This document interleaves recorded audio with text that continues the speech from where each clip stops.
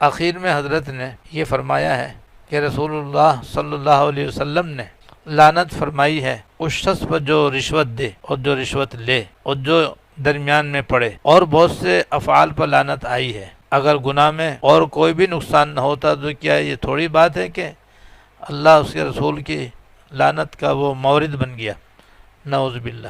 تو رشوت کا گناہ بھی ہم دیکھتے ہیں ہمارے ماحول و معاشرے کے اندر بہت زیادہ عام ہو چکا ہے، اور اس کے بارے میں متعدد احادیث میں یہی بات منقول ہے کہ رشوت دینے والے پر بھی، رشوت لینے والے پر بھی، اور رشوت کا معاملہ طے کرانے والے پر بھی لعنت ہے۔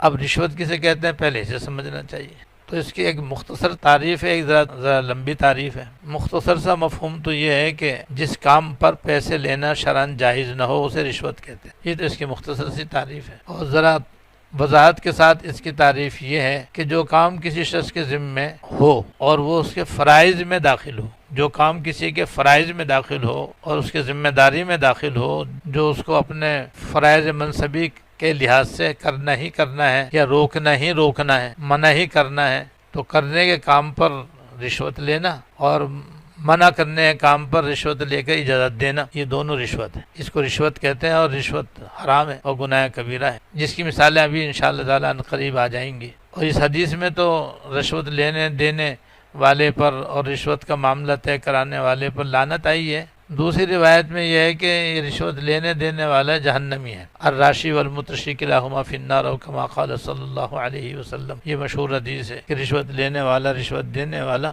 دونوں کے دونوں جہنمی ہیں، یعنی اس گناہ کی وجہ سے جہنم میں جائیں گے۔ اور ایک روایت میں یہ ہے کہ جو جسم صحت سے پرورش پائے وہ جہنم ہی کے لائق ہے، اللہ بچائے۔ تو پوچھا گیا صحت سے کیا مراد ہے، تو بتایا گیا کہ صحت سے مراد رشوت لینا ہے، کہ رشوت لے کر اس سے آدمی کھائے پیے اور جان بنائے تو اس کے ذریعے جو جسم پلے گا بڑھے گا، تو چونکہ وہ حرام سے پلا بڑھا ہے لہذا وہ دوزخ ہی کے لائق ہے، یعنی جہنم میں جائے گا، اللہ بچائے۔ اور ہمارے معاشرے میں تو رشوت کا بازار گرم، اور رشوت کی بہت ساری صورتیں ہمارے یہاں رائج ہیں، سبھی سے بچنا چاہیے، خاص طور سے وہ صورتیں جو بالکل ہی واضح بے غبار ہیں اور ہر آدمی سمجھتا ہے یہ رشوت ہی ہے، تو ان سے تو اور زیادہ اہتمام سے بچنا چاہیے۔ مثلا آج کل ملازمت حاصل کرنے کے لیے رشوت دینا عام ہے، خاص طور سے سرکاری محکموں میں۔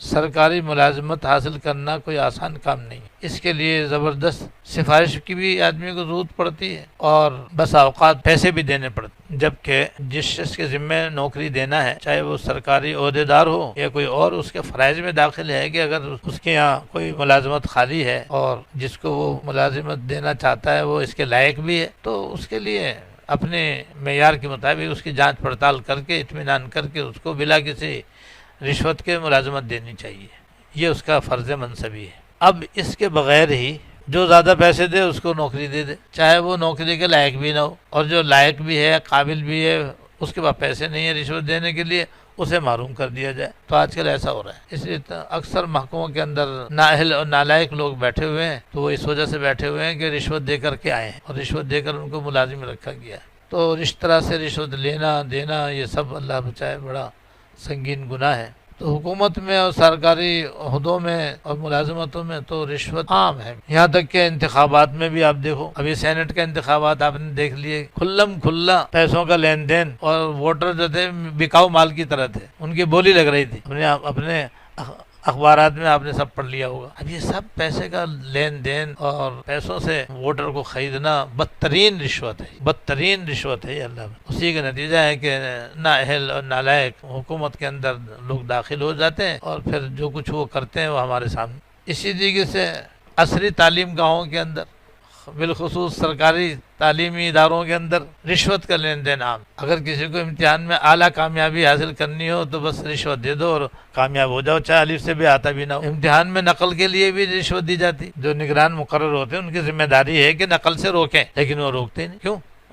طلبہ پیسے دے دیتے ہیں، جو جتنے پیسے دے دیتا ہے اتنے ہی وہ اس کو سہولتیں فراہم کر دیتا ہے، یہاں تک کہ نقل کرنے کے لیے کتاب بھی دے دیتا ہے۔ اب یہ فرض منصبی کی دھجیاں اڑانا ہے یہ، جس کے نتیجے میں نااہل اور فیل طالب علم کامیاب ہو جاتے ہیں، اور جو قابل اور لائق فائق ہوتے ہیں وہ بیچارے پیچھے رہ جاتے ہیں۔ www.darsequran.com اسی طرح جو سرکاری محکمے ہیں جہاں لوگوں کی حاجتیں وابستہ ہیں. جیسے شناختی کارڈ اب یہ ایسی ضرورت ہے کہ کوئی بھی اس سے مستثنا نہیں ہے. امیر ہو، غریب ہو، فقیر ہو، شہری ہو، دیہاتی ہو، اس کا پاسپورٹ ہو، اس کا شناختی کارڈ ہونا ضروری ہے. اب شناختی کارڈ بنوانے کے لیے کتنے پاپڑ پھیلنے پڑتے ہیں، اور رشوت دے دو تو گھر بیٹھے شناختی کارڈ آ جائے گا، اور نہیں تو مہینوں چکر لگاتے رہو بن کے نہ دے. یہ رشوت ہے. پاسپورٹ بنوانے میں بھی طرح طرح کی دشواریاں اور تکلیفیں ہیں. تو یہ جو پیسے کا لین دین ہے اسے کہتے ہیں رشوت. ہمارے پولیس والے تو ہیں اس میں حد سے زیادہ بدنام، کہ وہ روڈوں پر کھڑے رہتے ہیں، جس کو چاہتے ہیں روک لیتے ہیں اور پھر اس سے پیسوں کا مطالبہ کرتے ہیں، اور نہیں تو چالان. کبھی چالان صحیح بھی ہوتا ہے، تو وہاں پر جس نے غلطی کی وہ رشوت دیتا ہے، اور جہاں وہ غلطی نہیں کرتا تو اس کو ضرورت ہوتی ہے پولیس والے کو، تو وہ ناحق اس کو غلط قرار دے کر کے اس سے چالان کرتا ہے. اور چالان سے بچنے کے لیے پھر اچھا تمہیں یہ چالان تو ہوئے گا تمہارا 1000 روپے کا، تم 100 روپے دے دو، تو فٹ سے 100 روپے دے دیتا ہے. تو یعنی قدم قدم پر رشوت کا لین دین عام ہے. عام طور پر عدالتوں کے اندر بھی رشوت کا لین دین ہوتا ہے.